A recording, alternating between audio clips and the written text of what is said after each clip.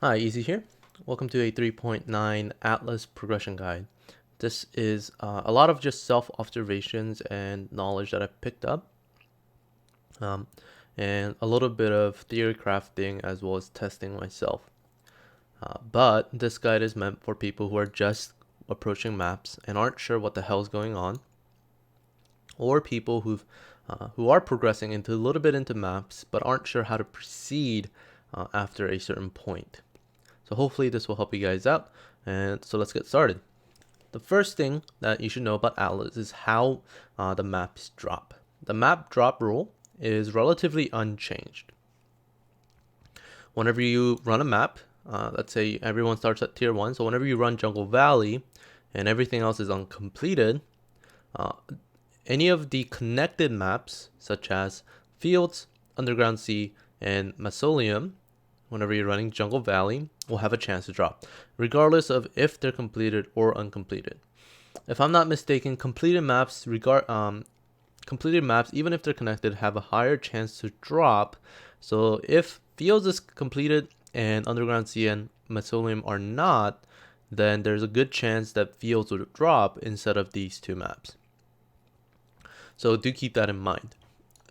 Another thing about these map rules is that whenever you're running a tier, so let's say Fields is tier 2, any completed tier 2 map, even those that are not directly connected, such as Underground Sea, will also have a chance to drop.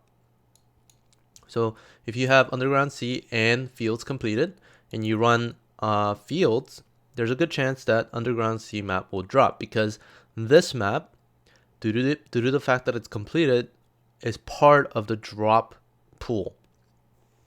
And drop pool will be a very important concept to keep in mind as we go forward with this. So with those two basic rules, a lot of the drops are determined in the following. Now, tiers are very important because unique and rare mobs, in particular, whenever they drop maps, they'll always drop a +1 to whatever map that would have dropped. So if you're running tier 2 and you kill a rare mob, and the game determines that that mob will drop a tier 2 map, it will instead drop a tier 3 map because it was a rare mob. And because Bog and Arsenal are connected, regardless if they're completed or not, they will have a chance to drop. And any other tier 3 maps that have also been completed will have a chance to drop as well, because they're part of the drop pool. Map bosses have a +2 to map levels, so it's always worthwhile to kill map bosses. Now, we mentioned map pool. What does it mean by map pool? Well, let's go ahead and take a look at my current Atlas map tab. If I look at tier 2, every single one of my tier 2 maps have been completed. Atlas bonus complete. This means that whenever I drop a tier 2 map, whenever the game determines that I will receive a tier 2 map, it will pick from one of these, I believe, 20 maps. So I have a 1 in 20 chance to get the map that I want, which is very low. But because I'm not very interested in these low tier maps, since I'm well into the yellow tier map progression, I don't really care that I'm not gonna get a specific map. In fact, I care more about the bonus that they provide, which is over here. And as you can see, Atlas bonus objectives give you a chance for the maps to drop 1 tier higher. So even if you're killing a regular mob, if they drop a map, there's a chance that it will drop 1 tier higher. And because I'm at 93%, it means that anytime a map drops for me, it will be at +1. That matters a lot because it helps with sustain and map drops in higher tiers. So if I'm running, red tier maps, then I have a better chance of getting more red tier maps than if I did not have these bonuses. So that's another really important thing to keep in mind. Map progress is determined by how many maps you've completed, because having a lot of maps completed means that you can do higher tier maps a lot easier without having to buy maps all the time. So that's one of the basic concepts out of the way. How map drops work, how you can upgrade your Atlas, and how you can proceed. Now, the next thing we have to tackle is kind of the new mechanic of this atlas specifically, is that when you look at the stash tab and when you look at the map tab, you'll notice that there are still maps here. There are a lot of maps that are indicated even in like tier 14, 15, and 16. But if you look at a blank atlas, the one that you start out with, you'll notice that there are actually no tier 6 maps or above. There's no red maps or yellow maps or any maps that are indicated here. So if you actually look up plateau, actually, what's the easy one to type? Let's look up ghetto. If you look up ghetto in the atlas, you'll notice that no maps light up because ghetto is not part of the map currently. It's not part of the atlas. Ghetto literally cannot drop no matter what happens. However, if you upgrade a zone, a region with watch zones, you'll notice that you start suddenly seeing yellow maps and red maps, and maps that previously were not there are visible. So a good example of that is flooded mines. Flooded mines is not part of tier 3. There is no flooded mines here. But if you look at tier 9, flooded mine is available here. That's because this is the first instance or the first tier that flooded mine is available. So you have to unlock, you have to slot in at least, I believe, 2 watch zones in order to unlock flooded mines as part of your atlas. So how do we get these watch zones? How do we progress our atlas? Well, your first mission will be to progress your atlas in this current state without any watch zones far enough to get to the edges, these 4 corners. Hamlet, Vestir, Arthian, and Lexioris. That's your first objective. When you get to this map and you start running maps in this zone, you'll notice that you'll get the zone will be shaded in one of the 4 colors: red, green, yellow, and blue. It doesn't matter which color it is, but the basic concept that you want to run 3 maps in this zone that are not the same 2 maps, and that will give you the encounter to tackle on the conqueror. So once you run 3 maps in the zone, and then you talk to Officer Kirak, and then go to Zana and say enter the Citadel, then you'll run a map that's a version of whatever map the Citadel is connected to, and you'll kill one of the 4 conquerors. After you kill the conqueror, they'll drop a watch stone, and once you have it in your inventory, you can just control click it, and it'll go into the appropriate slot. Every single zone has 4 watch stones that can drop, that's available, meaning you will have 32 watch stones in total if you're completed with your atlas. But after you run it once, you might be wondering, how do I get more? Well, if you look at if you hover over this watch stone slots over in the left side, you'll see that they'll have requirements. So if I look at Lex Proxima, where I don't have any watch stones, it will say region level 3 required to spawn Exile. Exiles are the conquerors that you need to kill to get the watch stones. So I need to increase the level of this region to 3 in order to spawn more. And the reason why it's 3 for me is because I've already completed watch stones for this for my atlas. More watch stones you have, the higher level you need in order to get the next watch stone, which makes sense. So in order to spawn an Exile, in order for me to get the next watch stone, I have to slot in 3 levels of watch stones in order to spawn him. So once I have this in, and I've upgraded the watch stone, this zone to level 3, and then I can start running maps in this zone to spawn the next conqueror. That's the basic concept. Is you want to upgrade your zones, you want to run maps in that zone, and then you'll get the same encounter, but higher tier with better bonuses, better drops, higher tier drops, etc., etc. But how do we get these maps to run in the first place? Because if you are if you just ran the 4 corners and you got 4 watchstones, and you're like, what the hell do I do now? Well, the first thing that will tell you is that you need to, most of the zones will have level 1 required to spawn in Exile. Well, let's say I am trying to run a zone, and I'm trying to get the watch zone, and I slot in level 1.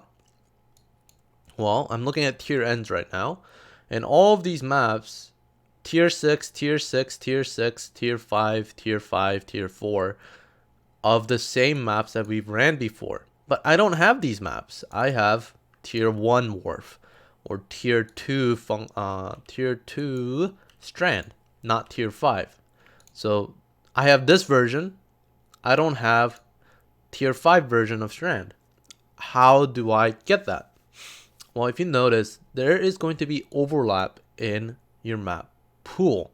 And that's very important. And we're coming back to the whole map pool that we've discussed earlier.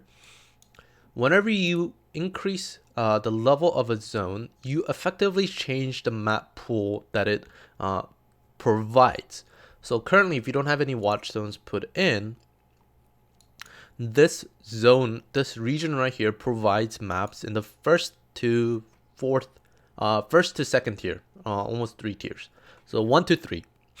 And it provides a tier 3 version of waterways, a tier 1 version of wharf, etc, etc. That is included in the map pool. If we slot in a watch zone to increase the level of the zone, tier 1 wharf will still drop because we've completed tier 1 version of it. So tier 1 is still part of the completed pool, but something like Tropical Island, which isn't available in without a watchstone, is now part of the drop pool whenever you run wharf. So let me try and see if I can actually sell 4 of wharfs. Oh, we only have 1. Okay, sorry. So if you start running wharf, that's tier 4, then we'll start to get a chance to get Tropical Island, which will help with our Atlas progression as well. Same thing with Temple, Primordial Pools. These are now tier 6, which means that it's these maps will be part of the map pool that's available for it to drop. So if you happen to have any tier 6 and you upgraded a single zone and you have something like Primordial Pools, Temple, Museum, Laboratory, and Cursed Crypts, these are now part of the tier 6 map pool. And if you run any other tier 6, no matter where it is, these maps have a chance to drop. So I think one of the best examples that I can show you is actually whenever you first start completing maps and you get Zana's quest and you complete a tier 6 map, one of the maps that are I think pretty commonly available, I've seen a couple times, is Burial Chambers. And you might think like, where the heck is Burial Chambers? Because it doesn't show up whenever you look for it. Well, Burial Chamber is actually hidden here in the next tier of maps, right here. Burial Chambers is here. Now, you might not notice it right away because it's not available. So once you get tier 6 maps and you buy it from Zana, what you want to do is you want to upgrade one of the regions. It doesn't matter which region it is. You want to upgrade one of the regions so that the tier 6 completed maps that have been upgraded from white maps are now part of the drop pool, which means that whenever you run Burial Chambers, which is tier 6, and you start dropping maps that are tier 6, these tier 6 maps will drop instead. Burial Chambers is not going to drop unless you've completed it before. Burial Chambers is not going to drop, but Glacier will drop. Racecourse will drop because these are part of the map pool. Now, Mud Geyser, Mesa, and Wasteland also have a chance to drop as well. And even if they're not completed because they're connected. So that's another thing that you have to keep in mind that we are going back to when I first mentioned the drop map drop rules. These connected maps will drop, but because we've upgraded this zone over here, these maps are now available to drop as well. So the general rule of thumb is that you want to create kind of a chain of map pool drops. You want to create a chain of maps that you can drop by using watchstones. So how would I progress into the next level, right? When you first start out, it will say region level 1 required to spawn Exile. Well, pick a zone that you like, slot in 1 watchstones, and you'll notice that beach is now tier 4. Same thing applies to any of these inner zones, and I think starting out with an inner zone is a good idea because you already have 1 watchstones for outside, and because tier 1 maps upgrade to tier 4. So go ahead and upgrade one of the zones, and then start running tier 4 maps that you already have, or even tier 5 maps. Because when you're running tier 4 and there's a chance for a tier 4 to drop, beach will be part of that pool. So you can put in beach, like whenever you're running, let's say waste pool, beach will now have a chance to drop. And actually, I think a better idea is just to slot in 1, because you get four watchstones. Slot in 1 for every single one of the inner zones. Run one of the outer zones, such as waste pool or arachnid tomb, one of these tier 4 maps that are on the outside. And when you do that, these inner maps that have been upgraded from tier 1 to tier 4 will now have a chance to drop. Once you start getting these maps dropped, you can now remove, let's say you got Jungle Valley, right? You got Jungle Valley. You want to remove all of the other ones that are now, all of the other ones that aren't in the Jungle Valley zone, to remove all of the maps out of the pool that's available to drop, and then start running this zone.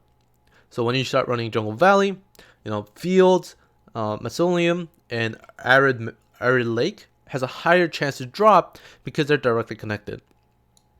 All of these other tier 4 maps are still part of the pool, but these tier 4 maps, such as Wharf, which was upgraded, will now no longer drop. It's kind of, think of like Legos that you're building together, and the Legos give you a chance to drop certain maps, and by removing them, you're effectively increasing your chance of getting the maps you want. It's a little complicated. Hopefully what I've said makes sense. Let me give you another practical example. Let's say I'm currently looking at Hamlet. The green watchstone requires level 3 to spawn an Exile. So I put in level 3 in this zone. Well, it requires, the minimum level for this zone is a level 12, tier 12. I don't have tier 12 maps. I do, I lied. But I don't want to run this right now. I don't have tier 12. So let's try looking at a different zone. Let's say Lex Proxima. I don't have any. I have to have 3, level 3 required to spawn in Exile. No, let's go ahead and get level 3. Well, what's the lowest tier that I can run here? Jungle Valley. Jungle Valley turns into level 10. Well, let's look at level 10 maps that I have. I have a couple. What I can do is start running these tier 10 maps, and notice how there is no other tier 10. If I look up tier 10, is that how you look it up? It might be tier 10. Okay, there we go. If I look up tier 10, there's only a single map that lights up. Just this. So if I run any tier 10, such as, excavation, race course, temple, vault, any of them, only thing that's going to drop for tier 10 is Jungle Valley. Once you drop Jungle Valley, you can start running Jungle Valley, keep the atlas the same, and you'll start dropping Mycelium and Fields and Arid Lake as a tier 11 map, because there is no other tier 11 map outside of this zone. That's a good example of how to manipulate the atlas to get the drops that you want. And because we meet the requirement to spawn an Exile in this zone, as soon as I run a tier 10 or any of these maps that are in this zone, you will spawn the Exile. You run 2 other maps that are not the same, and then you'll spawn the boss. You kill the boss, you repeat the process over and over again until you have all 4 of the watchstones in this zone. That's the general gist of the atlas progression. It's pretty complicated in the beginning, but as you play around with it, it will start to make more sense. It's best learned by example. It's best learned by practice and just seeing everything kind of how they fit together. Another tip that I can give, I guess the last one, is that you don't really have to complete the maps right away. I still have a lot of gaps in my atlas, such as, overgrown ruins. But it's not too important that you have these gaps, because once you tier up a zone, that same map still exists. That same map's still here. Overground ruins, overground ruins. But because we're going to be running this zone, even if you run a graveyard tier 9, actually, let me take it up because I don't want to look at Lighthouse. If you run a graveyard tier 6, because there's a subsequent, because these are connected, tier 7 overground ruins will drop eventually. And if you complete tier 7, no matter what tier it is, you'll still get the bonus as long as you complete the objective, which is kill boss of magic or higher version of this map. So Atlas progression is a lot easier in terms of you can miss out on certain maps because you eventually get it in the in later stages. But there is a little bit of a higher learning curve as to how to manipulate the Atlas to fit your needs than it was before. If you guys have any questions, please let me know down in the comments. Hopefully this gave you guys a good idea of what the hell's happening in this Atlas. And it's a lot of, I tried to explain a lot, but if it still doesn't make sense, just let me know so that I can explain a little bit better next time or in the comments. Thank you guys so much. I'll see you guys next time.